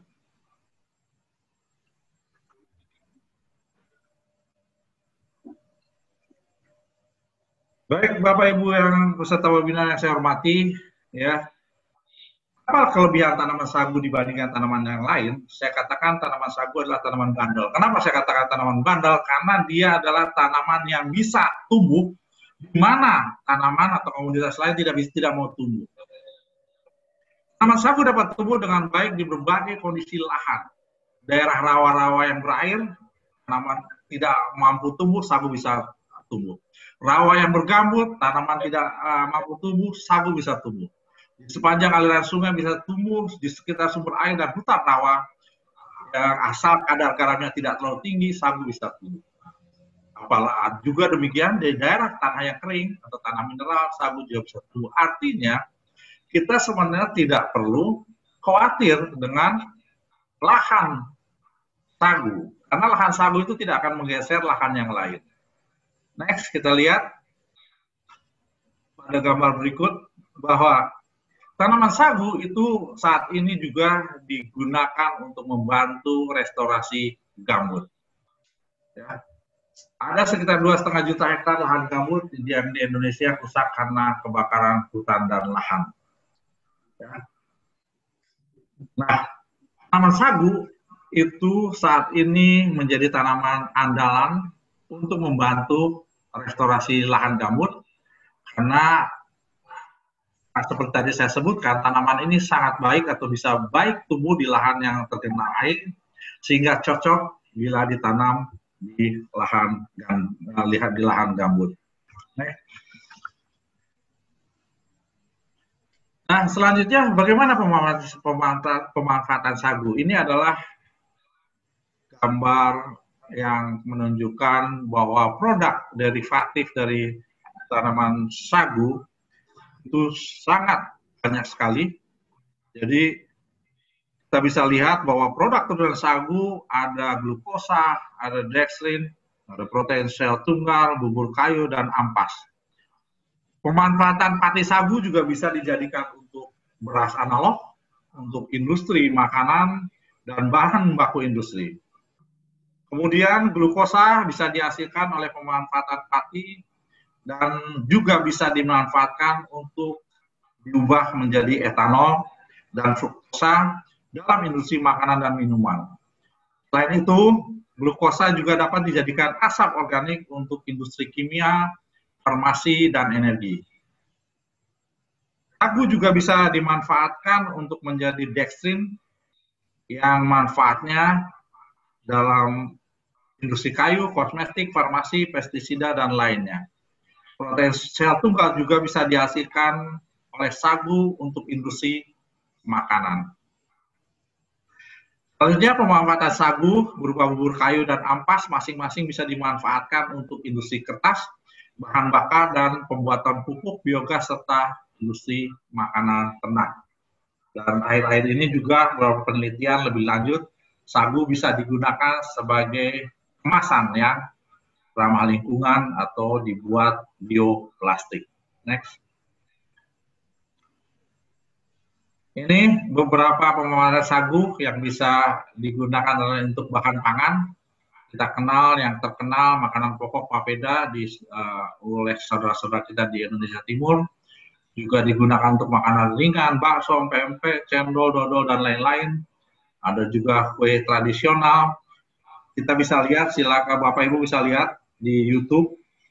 Ada YouTube, ada 369 olahan sagu yang dibuat di Provinsi Riau. Next. Ini bisa dilengkap. Kemudian juga pemanfaatan sagu bisa untuk bahan pangan yang relatif baru seperti roti. Ya, ada beras sagu juga ada soun, ada mie sagu, ya, juga ada high fructose syrup, biskuit, dan lain-lain. Next. Bahan baku industri juga tadi sudah saya sebutkan, ada gula cair, MSG, pati termodifikasi atau dextrin, pemanis, perekat, plastik biodegradable, alkohol, dan lain-lain. Oke, next. Kemudian pemanfaatan sagu juga untuk bahan baku energi. Ini saya ambil ada juara 1 terobosan ide gila Pertamina 2017, dia menggunakan limbah sagu. Jadi ini para mahasiswa menggunakan limbah sagu yang dibikin bioetanol untuk menggantikan BBM. 1 ton sagu itu bisa menghasilkan kurang lebih 715 liter etanol. Ini bisa untuk mengganti BBM, untuk keperluan kesehatan atau medis, ataupun keperluan berbagai industri kimia. Oke, next. Nah, kemudian manfaat lain dari sagu adalah untuk kesehatan. Ya, sagu dibandingkan padi ini memiliki kandungan karbohidrat yang lebih tinggi. Ya, kalau beras itu mungkin hanya sekitar 79%, tapi kalau sagu bisa mengandung karbohidrat hingga 80%. Kandungan gizi sagu juga tidak kalah dengan pangan lokal lainnya. Nah, tadi saya katakan karbohidrat tinggi, tetapi kelebihan dari sagu dibandingkan beras atau karbohidrat lainnya adalah sagu memiliki indeks glikemik yang rendah, sekitar 40-48, sehingga sagu itu bisa merupakan makanan atau sumber karbohidrat yang baik untuk kesehatan dan sangat bagus untuk orang yang sedang diet atau penderita diabetes. Sagu memang tidak mengandung banyak vitamin dan mineral, namun meskipun sedikit, sagu masih memiliki beberapa kandungan vitamin dan mineral, dan meskipun bukan makanan yang rendah kalori, sumber protein serta serat yang baik, namun kandungan sagu mengandung lemak jenuh yang sangat sedikit. Ya. Lemak jenuhnya hanya 0,1 gram lemak jenuh. Jadi untuk kesehatan, sagu itu bisa untuk sumber energi, mencegah darah tinggi, memperlancar sistem pencernaan, meningkatkan kesehatan tulang dan sendi, menjaga suhu tetap agar tetap dingin, dan masker wajah alami. Ya. Baik, next. Yang terakhir, ini bahwa sagu itu memiliki prospek yang menggiurkan. Dan saat ini juga budidaya sagu sudah mulai dilirik. Di Indonesia mungkin provinsi yang concern dengan budidaya sagu saat ini yang paling aktif adalah di Provinsi Riau. Ya. Saya coba hitung-hitungan sederhana saja. Di pohon sagu itu memiliki nilai ekonomis yang sangat tinggi. Kenapa? Karena kalau satu pohon sagu itu bisa dijual dengan harga 800.000, dan dalam 1 hektar ada 100 pohon, maka tanpa ada sentuhan apapun, dalam 1 hektar itu sudah memiliki nilai sekitar 80 juta. Ini nilai yang luar biasa, apalagi kalau kita bisa mengolahnya, tentu akan memiliki nilai yang lebih tinggi lagi. Ya. Pendapatan lain dari pohon sagu juga bisa diperoleh dari bagian pohon lainnya, pelepahnya, daunnya, kulitnya, dan sebagainya. Namun potensi ini belum sepenuhnya diolah secara baik, sehingga permintaan pasar akan tepung sagu itu masih buka. Sayang sekali seperti ini di blog ini saya lihat bahwa Malaysia atau Jepang, mereka yang notabene-nya tidak punya pohon sagu, itu mereka mengimpor sagu, kemudian mengolahnya, kemudian mengekspornya lagi dengan nilai tambah yang sangat tinggi. Nah, kenapa tidak kita yang melakukannya, tetapi kenapa tetangga kita yang melakukannya yang notabene-nya tidak memiliki tanaman sagu. Oke, next. Baik, Bapak Ibu yang saya hormati, saat ini juga pemerintah nampaknya sudah mulai melirik dan sagu mulai dijadikan alternatif pangan di tengah pandemi COVID-19 ini. Next. Nah, ini grafik yang sebenarnya kita miris. Ya, saya ambil grafik konsumsi sagu per kapita per tahun dari mulai 2007 sampai 2018. 2007 itu hanya sekitar 0,730 kilogram per kapita per tahun. Saya juga tidak tahu statistik ini tiba-tiba naik 2008 menjadi 1,825, tetapi terus turun dan semakin turun, yang pada 2018 konsumsi masyarakat Indonesia itu hanya 0,37 kg per kapita per tahun. Bayangkan yang tadi saya bilang, beras itu sekitar 120 kurang lebih kilogram per kapita per tahun. Terigu itu sudah hampir mencapai 27 kg per kapita per tahun. Sagu tidak sampai setengah kilogram per kapita per tahun. Sangat kecil sekali. Next. Nah, apa permasalahan pengembangan sagu di Indonesia? Sagu saat ini masih banyak terkendala dengan berbagai permasalahan. Yang pertama, sagu belum ditentukan sebagai komoditas prioritas. Saya juga tidak tahu kenapa demikian, kenapa hanya padi, jagung, dan kedelai, yang notabene-nya padi, jagung, dan kedelai itu adalah bukan tanaman asli Indonesia. Ya. Jadi sagu masih belum menjadi komoditas prioritas. Yang kedua, penanggung jawab komoditas sagu di lapangan itu masih berbenturan antara Kementerian Pertanian dan Kementerian Lingkungan Hidup. Kenapa? Karena sebagian besar sagu ini berada pada lahan-lahan atau hutan-hutan lindung. Kemudian yang ketiga adalah infrastruktur yang belum memadai seperti jalan, listrik, pelabuhan, dan lain-lain untuk mengakses tegakan sagu.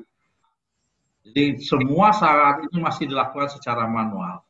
Yang ketiga, yang keempat, regulasi bagi investor juga tidak menggairahkan. karena masih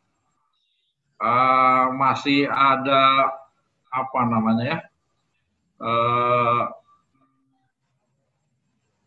antara HPH, HTI dan hak ulayat. Ya, itu masih ada berbenturan. Kemudian peralatan processing yang digunakan oleh petani sagu juga masih sangat sederhana. Air untuk processing masih seadanya di lapangan, tidak air yang hygiene, yang sehat. Kemudian petani sagu menjual pati atau tepung sagu juga masih basah, masih dalam kondisi basah, sehingga sering terjadi fermentasi. Kemudian jenis sagu unggul ini harus diakui belum juga teridentifikasi dengan baik secara menyeluruh dan belum dimanfaatkan secara maksimal dan berkelanjutan. Ya, jadi masih banyak permasalahan-permasalahan pengembangan sagu di Indonesia, meskipun kita tahu tadi saya sudah sampaikan potensinya sangat besar sekali. Next. Nah, bagaimana dengan pengembangan sagu di Indonesia saat ini? Dari catatan yang sudah saya peroleh, sebagian besar perkebunan sagu masih digarap secara sederhana oleh masyarakat dan belum dikerjakan dalam skala Indonesia. Ini adalah sebelah kanan, ini adalah foto saya di Pulau Siberut. Kebetulan saya mengunjungi salah satu usaha masyarakat di sana yang mengolah sagu. Jadi sagunya dibawa melalui sungai ini kelihatan batang-batangnya masih ada di dalam air, kemudian diolah secara sederhana. Namun saat ini sudah ada beberapa perusahaan yang mulai melirik potensi sagu ini. Ada PT Austindo Nusantara Jaya, ada PT Sampurna Agro, dan yang terakhir adalah Perum Perhutani. Seperti di bawah ini adalah gambar yang di kanan sebelah bawah. Ini adalah gambar pabrik yang dibangun oleh Perhutani ya, di Sorong, di Papua. Jadi kapasitas pabrik ini adalah 30.000 ton per tahun. Ya, Perhutani tapi namun Perhutani masih memanfaatkan sagu alam. Ya. Next.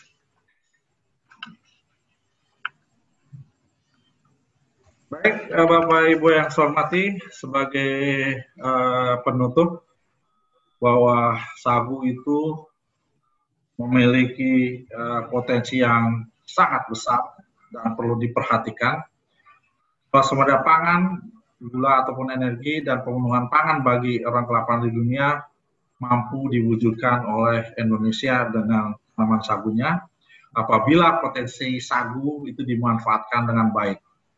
Kemudian potensi produk turunan pati sagu juga beragam dan memiliki nilai ekonomi tinggi serta baik bagi kesehatan.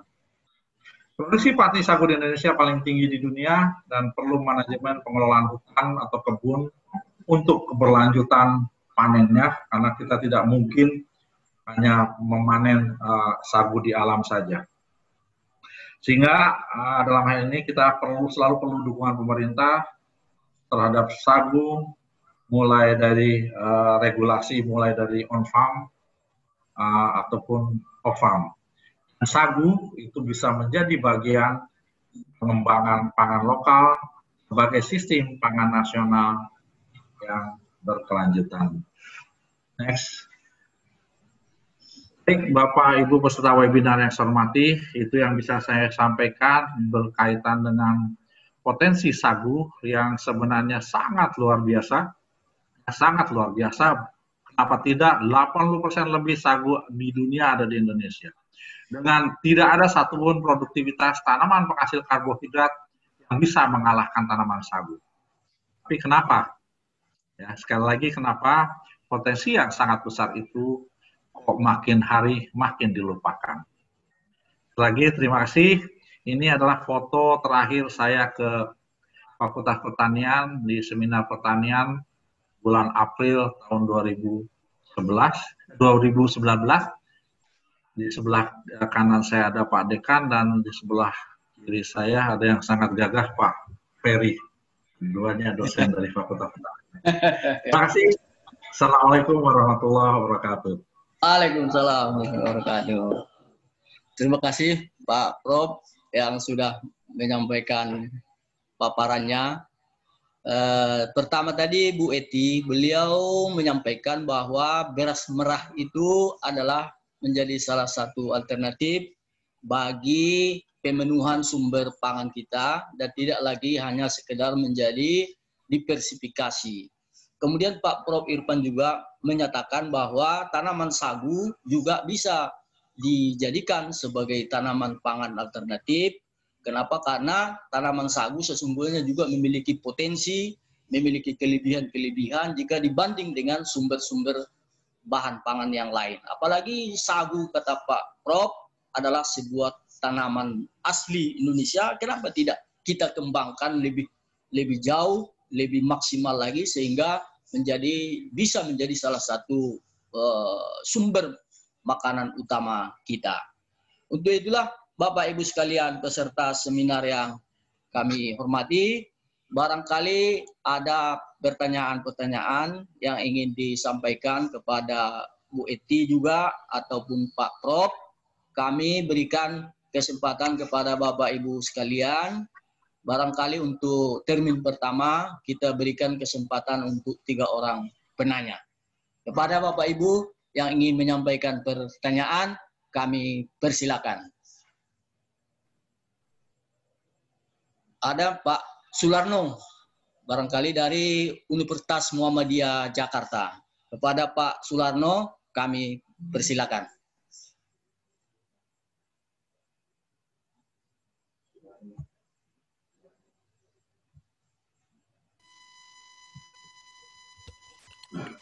Baik, terima kasih Pak Moderator. Ya Pak, silakan Pak. Assalamualaikum warahmatullahi wabarakatuh. Waalaikumsalam warahmatullahi wabarakatuh. Terima kasih, saya sangat tertarik dengan materi yang disampaikan oleh Prof. Irfan. Ini berkaitan dengan diversifikasi pangan. Di Indonesia ini akan sangat sulit manakala pemerintah tidak ambil bagian yang begitu besar, Prof. Karena diversifikasi pangan sekarang ini diabaikan begitu saja, sehingga akan sangat tidak mungkin Indonesia itu akan berswasembada beras seperti tahun 84 sampai 86. Tadi Bu Eti juga menyampaikan. Ya, jadi diversifikasi pangan ini banyak sekali di Indonesia. Saya sangat setuju mengenai sagu. Padahal di Indonesia banyak sekali. Kalau saya berasal dari Jawa, di Jawa itu makanan saya pokok dari kecil itu adalah nasi tiwul, Prof. Itu dari tapioka. Dan ternyata cukup bisa berkembang dengan baik. Nah, persoalannya sekarang ini adalah orang merasa gengsi kalau itu makan dengan bahan pangan diversifikasi itu. Padahal tadi produk olahan dari sagu itu luar biasa. Contohnya kalau saudara kita di Papua itu ada ubi, ada bakar batu dan lain sebagainya. Ini akan sangat baik sekali sehingga untuk menjaga ketahanan pangan di Indonesia berkaitan untuk berswasembada beras, mestinya diversifikasi pangan ini pemerintah harus mengambil bagian, digalakkan kembali. Persoalannya saya kalau pulang kampung, saya ke Wonogiri sana, Prof. Itu tidak ada lagi anak-anak muda itu yang mau mengkonsumsi bahan pangan yang tradisional. Nah ini, dan saya alhamdulillah sampai hari ini, saya itu pagi makan singkong goreng dua potong saja, itu saya bisa sampai sore saya. Itu karena saya sudah terpola dari kecil, sehingga diversifikasi pangan itu saya jaga betul sampai hari ini. Maka kita sebagai akademisi ini mestinya saya dengan mahasiswa saya ini, ayo diversifikasi pangan ini. Jangan harap kita akan bisa swasembada beras jika diversifikasi pangan ini kita abaikan. Itu barangkali Prof. Jadi mohon kiranya bisa diberikan gambaran bagaimana supaya kita tuh bisa menjangkau sampai ke seluruh Nusantara ini. Diversifikasi pangan itu sangat penting. Tapioka itu kadar karbohidratnya itu sampai 88%. Nomor 2 urutannya adalah sagu, Prof. Luar biasa. beras itu nomor 4 kalau tidak salah setelah jagung. Nah, saya ini makan nasi jagung, makan nasi gaplek, wah itu luar biasa. Kalau sagu memang kami di Jawa ini tidak banyak mengenal, Prof. Matur suwun, terima kasih. Assalamualaikum warahmatullahi wabarakatuh. Kasih Pak. Waalaikumsalam Pak Suwarno. Saya rasa langsung aja dijawab Pak Prof. Baik, Pak Suwarno dari Jakarta. Terima kasih. Saya statement pertama itu saya sangat setuju sekali.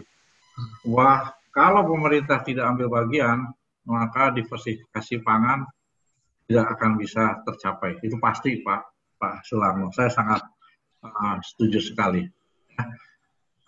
Yang disampaikan Pak Sulana juga tadi betul bahwa kalau pulang kampung, bahwa anak-anak muda kita sudah tidak ada yang makan makanan tradisional lagi. Tapi seperti tadi mungkin kalau Pak Sulano perhatikan, yang lebih miris lagi sekarang, bahkan yang tadinya konsumsi beras dari tahun ke tahun itu meningkat, justru belakangan ini justru menurun. Ya, menurun, dan yang parahnya adalah konsumsi terigu yang meningkat. Yang notabene-nya 100% kita impor. Tahun lalu kita mengimpor 12,5 juta ton tepung terigu, berbagai bahan baku berbasis gandum, 12,5 juta ton, dan menempatkan Indonesia sebagai importir gandum terbesar di dunia setelah Mesir. Ini miris sekali, Pak. Miris sekali Pak Sularno, padahal tadi saya sampaikan bahwa kita juga banyak. Ada 77 komoditas penghasil karbohidrat di Indonesia. Dan yang paling potensi saya lihat potensial adalah yang untuk bisa dikembangkan adalah sagu. Saya berandai-andai, bukan sedang berandai-andai, saya sudah pernah sampaikan ke Kementerian Pertanian, kita oke lah, kita tetap mengimpor gandum. Tapi tolong, pabrik mie, kita tahu bahwa 12,5 juta ton itu, 60% itu adalah dibuat mie. Ya, dari 12,5 juta ton tiap tahun kita impor, itu 60% dibuat mie. Nah, kita minta kepada mereka, melalui pemerintah tentunya, bagaimana kalau kita substitusi 10%, 20% tepungnya itu dari sagu. Itu tidak akan mempengaruhi rasa, tidak akan mempengaruhi kualitas. Itu sudah banyak hasil penelitian yang menunjukkan hal itu. Dan itu sokongannya bisa sangat luar biasa untuk pengembangan industri sagu di Indonesia.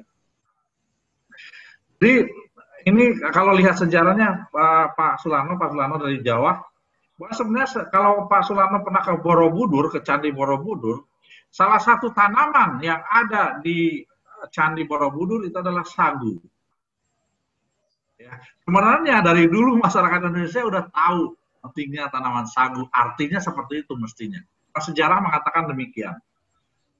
Makanya mungkin nasi di bahasa Jawa itu disebut sego. Di bahasa Sunda itu sangu. Ya, keduanya itu mengacu kepada sagu sebenarnya. Kata orang ahli sejarah Pak Sularno. Jadi yang ingin saya sampaikan lagi juga bahwa memang selama sagu ini tidak menjadi komoditas prioritas, itu perhatian pemerintah pasti tetap akan seperti ini, tetap akan kecil. Saya nggak tahu kenapa seperti oke lah kalau padi masih komoditas prioritas, jagung juga masih prioritas komoditas, kenapa tidak juga dimasukkan sagu gitu salah satunya. Yang potensinya sangat besar sekali. Ya, mudah-mudahan ke depan dengan ada permasalahan ketersediaan pangan ini, kita juga bisa berangsur-angsur. Tetapi yang paling sulit Pak Sularno adalah image. Image itu yang ditanamkan ke anak-anak kita. Anak-anak kita akan merasa lebih gengsi kalau makan pergi ke Pizza Hut, McD, ke KFC, atau ke rumah makan yang makanannya berbasis sagu. Berbasis gandum, tepung terigu. Nah, image itu terus ditanamkan melalui berbagai media, TV, coba iklan mie itu luar biasa. Kita ini memproduksi mie setahun itu sekitar 16 miliar bungkus setiap tahun. Itu konsumsi masyarakat Indonesia. Bayangkan 16 miliar bungkus konsumsi mie Indonesia setiap tahun. Ya, kita urutan kedua setelah Cina pemakan mie terbesar di dunia. Oke, nah image itu terus ya. Selama image itu terus dikaitkan dengan gengsi, maka itu akan termakan oleh anak-anak kita. Makan di McD gengsi, makan di Pizza Hut gengsi. Nah, kalau produk-produk lokal kita tidak bisa memasukkan image juga seperti itu akan sulit. Anak-anak saya juga sekarang kalau pagi enggak roti sereal. Sulit, mereka makan seperti Pak Sularno tadi makan singkong gitu. Mereka cuma lihat apa itu katanya.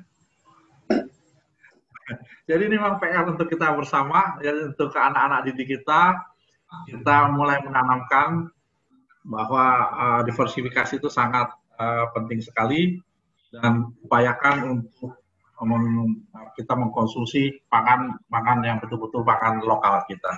Terima kasih Pak Sularno. Terima kasih Pak Prof untuk jawabannya. Ada satu pertanyaan lagi Pak Prof dari Peri, yaitu untuk pengembangan sagu ini apakah cocok untuk semua agroklimat?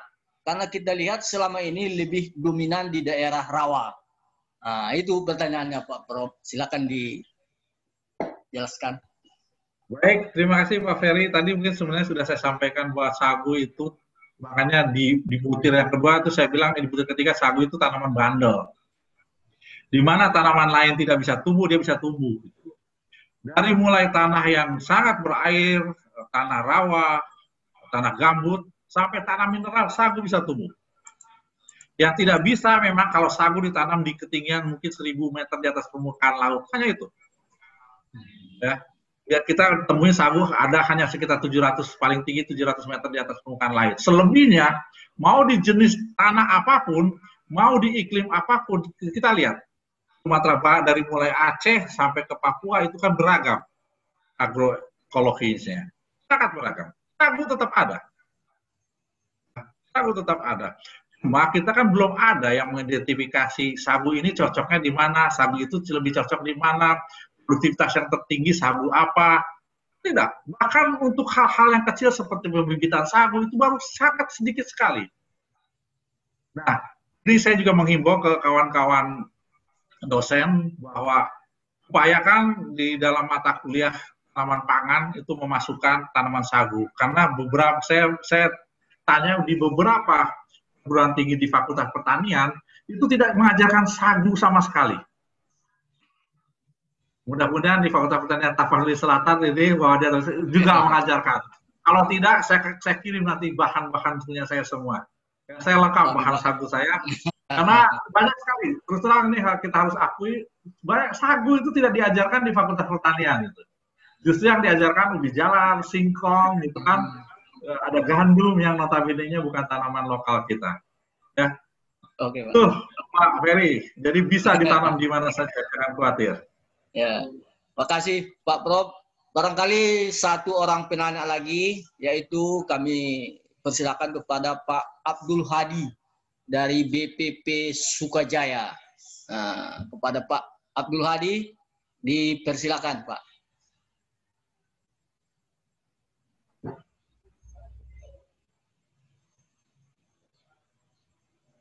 Pak Abdul Hadi, dipersilakan Pak.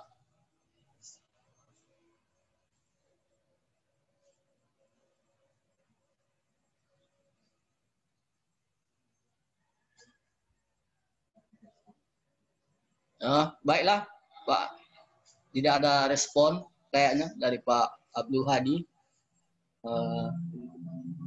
Barangkali demikian seminar kita pada pagi hari ini. Pak Prof, kami sampaikan terima kasih banyak. Ada pertanyaannya di chat, Pak. Oh ya, moderator. Pak.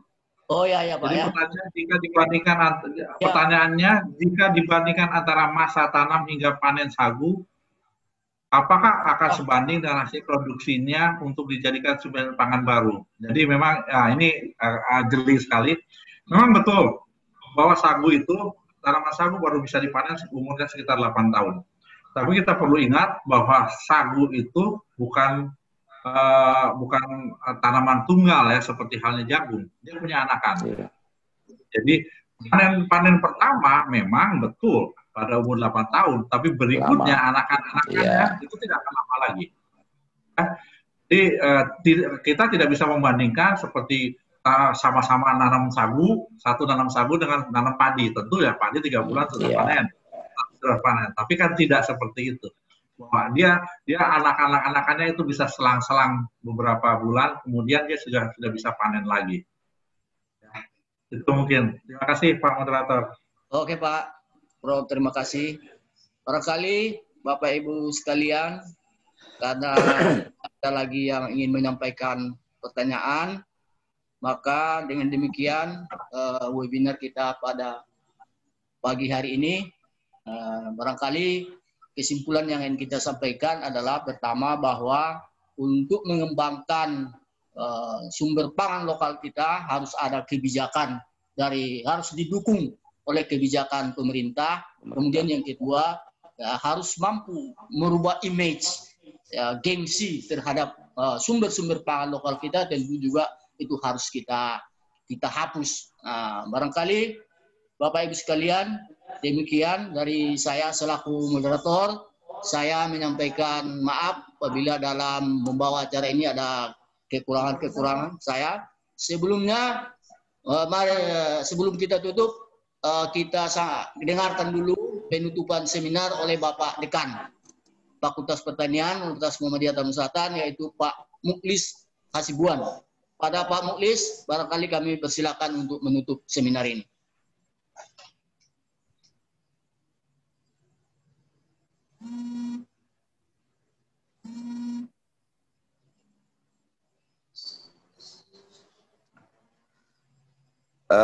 Terima kasih pada Pak Moderator, Pak Sawaluddin. Assalamualaikum warahmatullahi wabarakatuh. Waalaikumsalam. Kembali kita mengucapkan puji syukur kehadirat Allah Subhanahu wa taala yang teramat banyak memberikan nikmat kepada kita, sehingga acara webinar kita ini sampai saat ini sudah berjalan dengan lancar, tentu karena kasih sayang Allah kepada kita. Kemudian salawat dan salam kepada Rasulullah Muhammad SAW sebagai uswatun hasanah bagi kita dalam mengharungi hidup berkehidupan. Kembali hormat kami kepada Pak Prof selaku narasumber kita pada kesempatan ini, juga kepada Ibu Dr. Eti Swasti juga sebagai narasumber, dan kepada seluruh peserta webinar yang sudah menyempatkan diri dan waktunya pada kesempatan ini. Tentunya apa yang sudah kita laksanakan dalam webinar ini kiranya dapat menambah pengetahuan kita, sehingga ke depan keinginan kita untuk bersuasembada pangan tentunya dapat tercapai. Akan tetapi tentunya harus didukung seperti apa yang telah disampaikan oleh narasumber kita, bahwa kesemuanya itu harus saling bersinergi antara pemerintah, masyarakat, kemudian kita sembari merubah image, mindset atau kebiasaan dan gengsi kita terkait dengan pangan-pangan lokal kita. Barangkali dengan berakhirnya paparan-paparan dari narasumber kita tadi, maka marilah kita tutup acara webinar nasional kita ini dengan berserah diri kepada Allah, dengan bersama-sama membacakan Alhamdulillahirabbil alamin. Dalam kesempatannya juga kami sampaikan atas kekurangan di dalam pelaksanaan webinar ini, baik penyambutan atau hal lain, kami dari Fakultas Pertanian Program Studi Agroteknologi Universitas Muhammadiyah Tapus Selatan mengucapkan mohon maaf kepada seluruhnya dan mohon ampun kepada Allah Subhanahu wa taala. Billahi fisabilil haq fastabiqul khairat. Wassalamualaikum warahmatullahi wabarakatuh. Waalaikumsalam warahmatullahi wabarakatuh. Terima kasih semua. Pak Dekan yang sudah menutup acara kita ini. Sebelumnya barangkali Bapak Ibu kita adakan dulu foto bersama. Kepada Bapak Ibu sekalian kami persilakan untuk mengambil posisi masing-masing. Menyalakan video.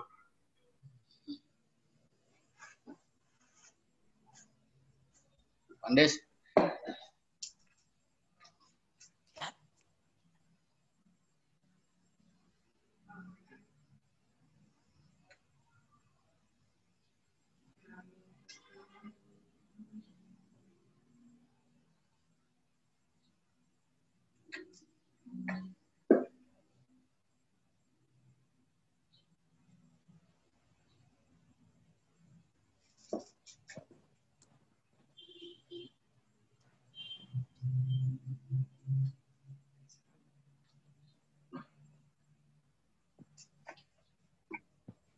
Oke, Pak. Sudah, Pak.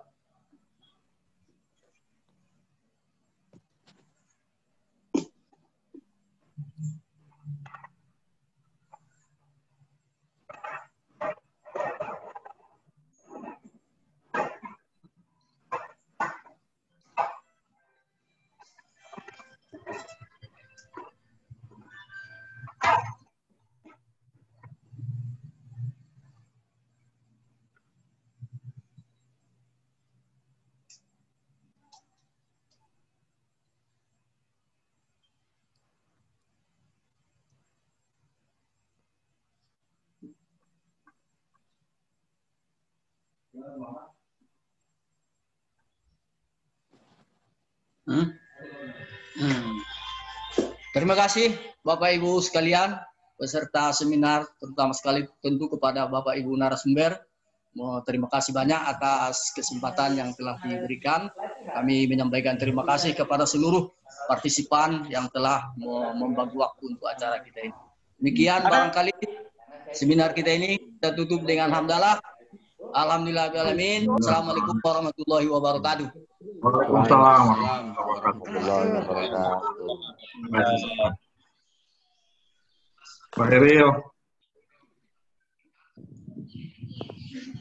Terima kasih Pak Moderator. Mohon lift ya. Ya Bu, ya Bu. Terima kasih Bu. Ya, terima kasih Pak Moderator, Pak Dekan. Mohon izin, Terima kasih Pak Dekan. Bahannya kita share Pak ya. Ya, silakan. Yalah. Boleh. Oke.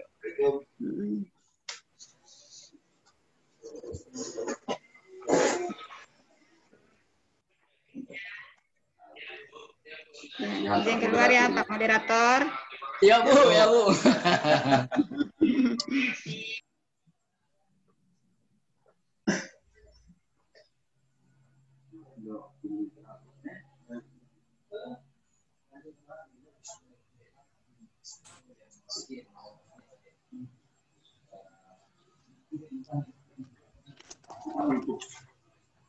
Ada di forum chat.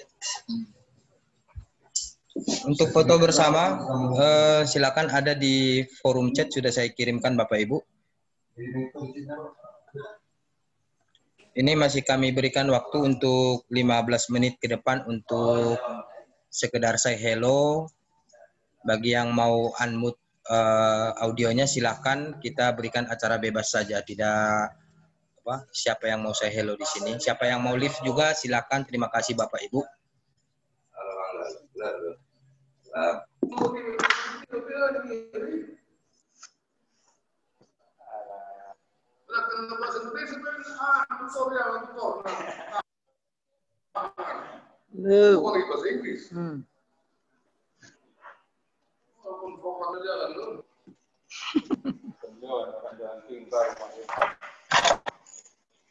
Inggris course. Ayo. Kalau gerak dia. Dia mana sih fakultas sana orang sidang situ. Jadi dia lebih senang di sini sebenarnya.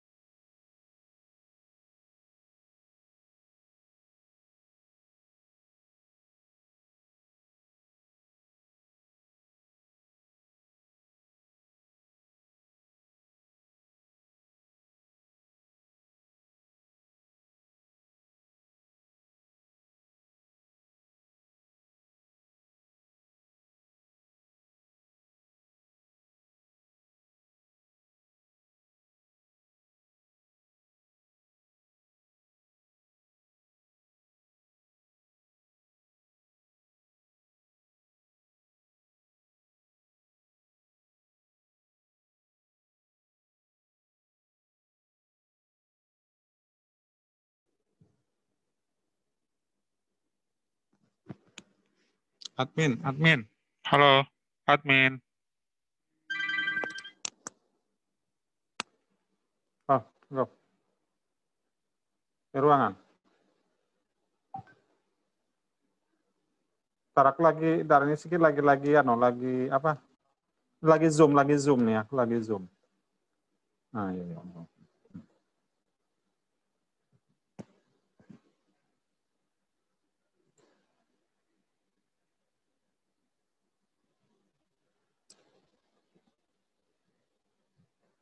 Halo. Admin, halo. Mana admin? Halo admin.